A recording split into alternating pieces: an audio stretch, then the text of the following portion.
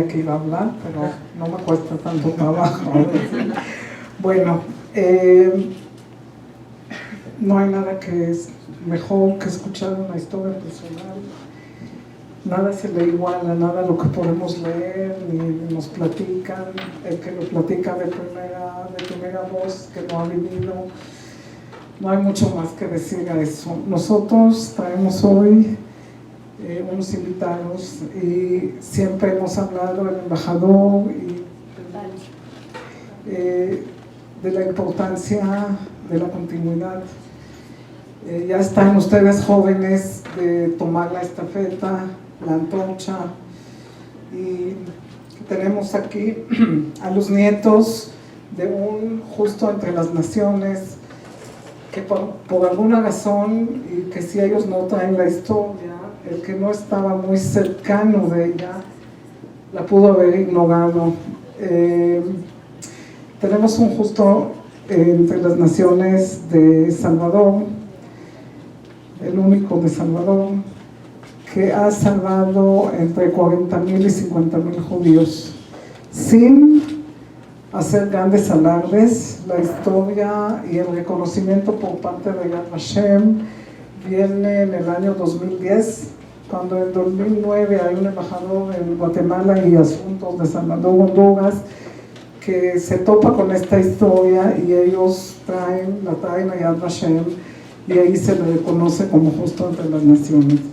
La labor de Boris y de Álvaro de llevar la historia del abuelo no solamente como conocimiento, sino como un compromiso, un modelo, una obligación que tenemos todos nosotros, porque el legado de los sobrevivientes es continuar, y de los que no sobrevivieron es un mandato continuar y no olvidar, y eso depende de nosotros. Así que con ustedes, Álvaro y Boris Castellano, muchas gracias.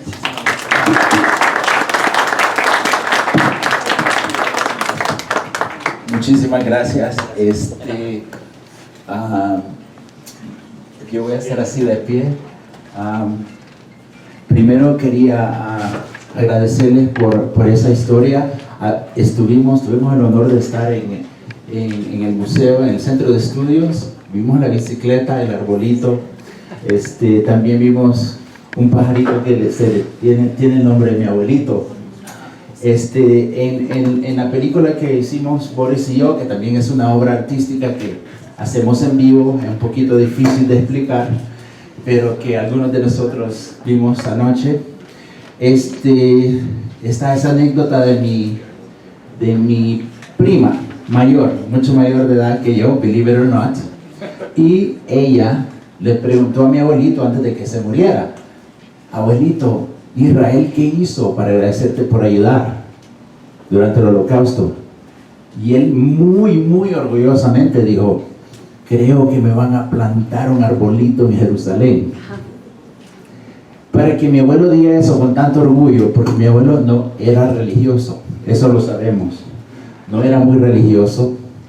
También él era autodidacta, aprendía idiomas, terminó su vida como un lecturer, professor of French, porque conocía muchos idiomas, y él fue un profesor en la universidad, pero no se sabía nada de lo que había hecho. Primero porque muchos de los justos, eso es algo común entre muchos de los justos.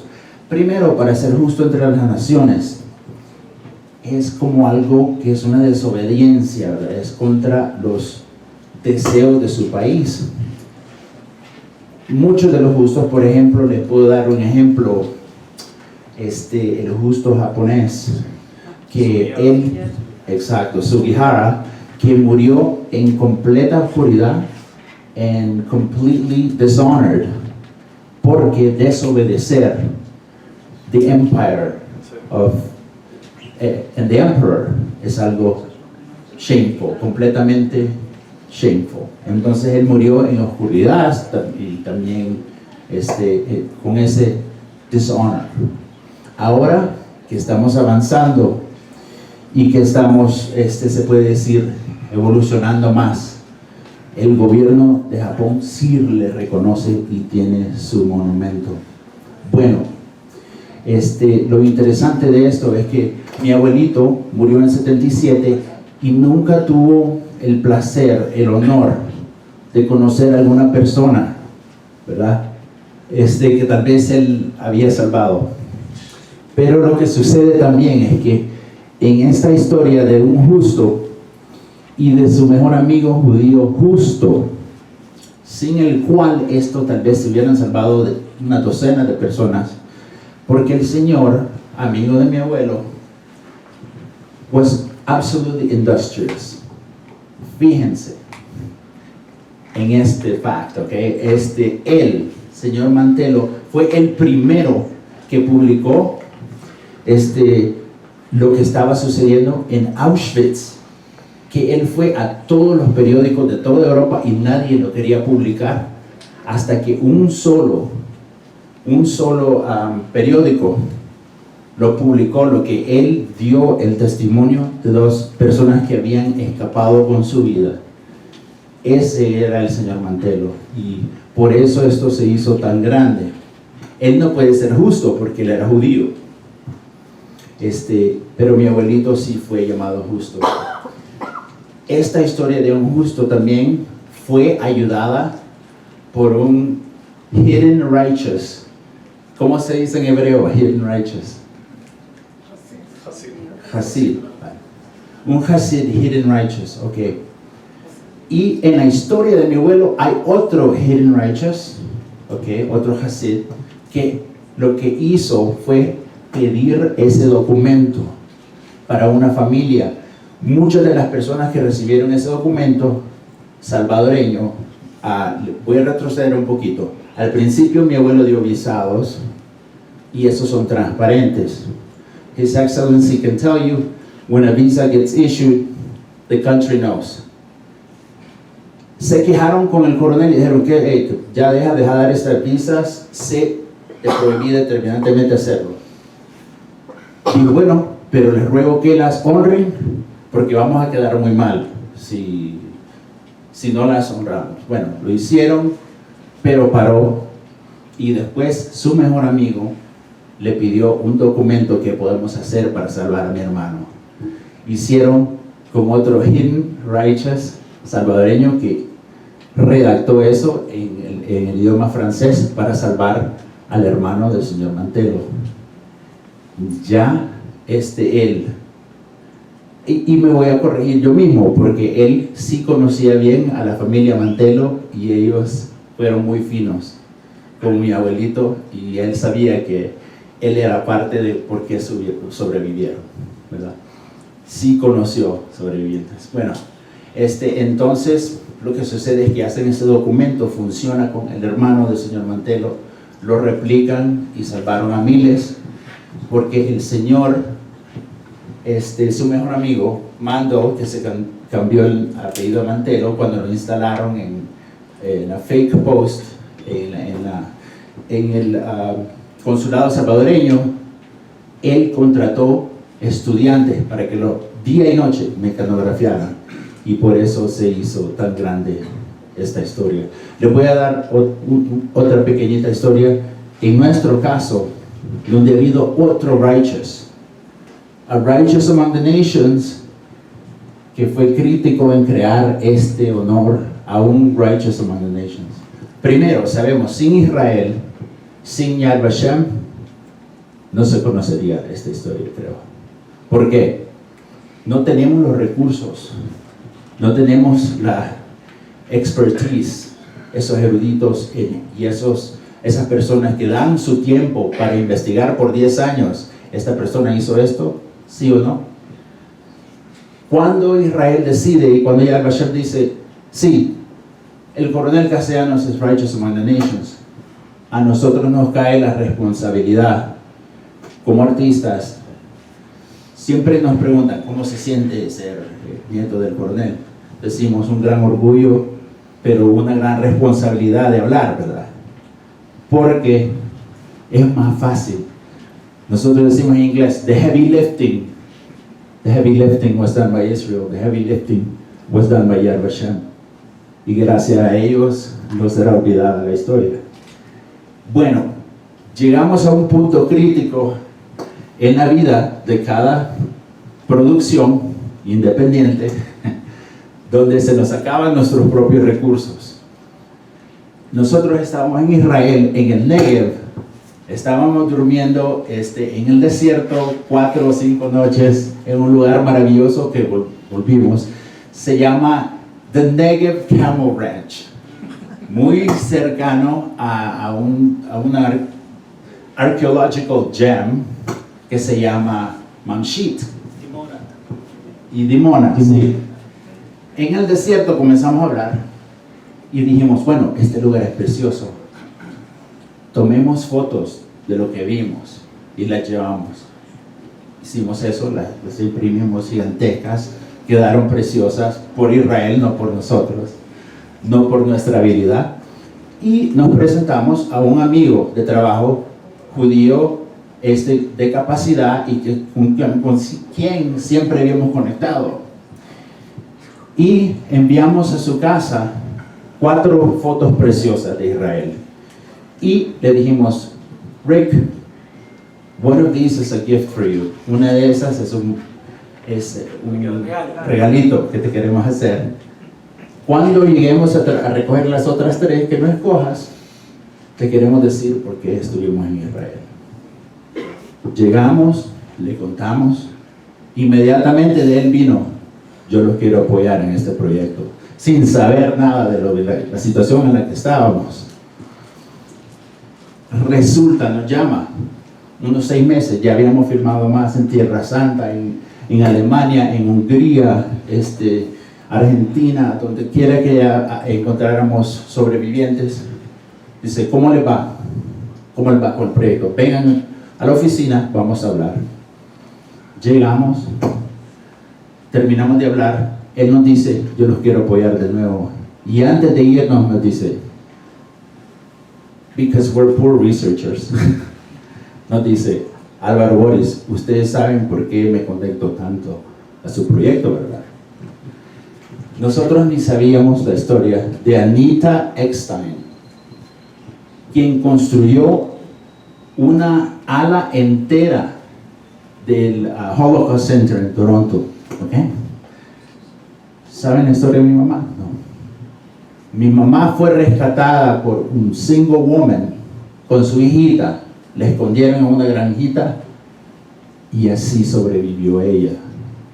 Y por esos justos, nosotros podemos decir la historia de este justo. Gracias, no sé si voy a decir. Sí, solo algo corto. Y si con su permiso puedo hablar en inglés.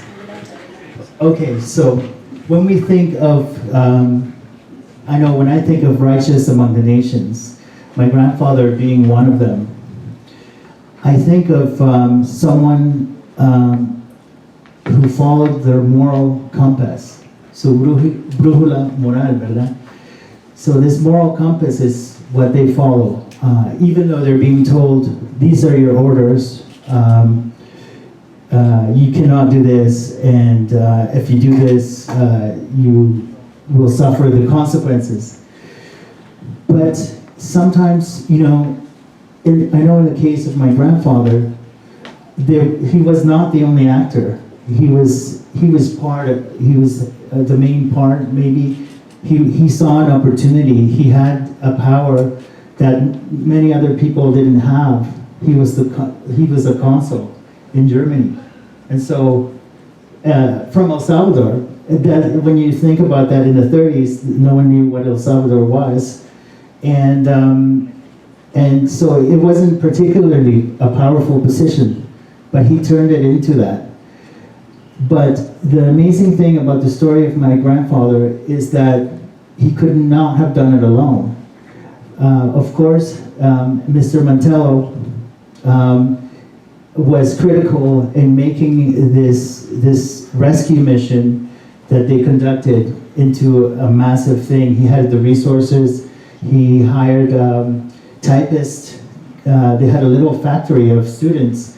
They had maybe 10 students typing away these documents, and they were getting information from all kinds of places. So the most interesting part is that there was a third player in the rescue that we don't often talk about. And that third player were the people who often sent photos of their family members or their cousins or their extended family. They sent these documents and their names and all the information that would be needed to make one of these documents. They were sent by people whose loved ones were, going to be on these documents. So you have another hidden righteous right there, because in our film there's a daughter of a survivor, and she was from Hungary, and we were in Budapest interviewing her, and when we asked her, oh, so your family, how did they end up getting this document that saved the lives of your entire family and their descendants? And she said, well, we don't know who sent it. And that, to me, it was astounding, because they received this life-saving document from a Salvadoran diplomat helped by his Jewish friend from someone they didn't know. I mean, they must have known the people, but they didn't really find out who sent it and who put it together. And so that, to me, was in the same spirit that my grandfather was working, and his Jewish friend. And it ended up saving an entire family and all their descendants. And we don't know who sent the information for the document. So that's just a little, one of the little stories that we came across while we were making the film. I hope one day you can all see the film, and espero un día regresar con mi hermano Álvaro a presentarles otra vez la obra que hicimos, que es un homenaje artístico a nuestro abuelo, y estamos muy orgullosos de estar con ustedes en esta ocasión de Yom HaShoah. Muchas gracias.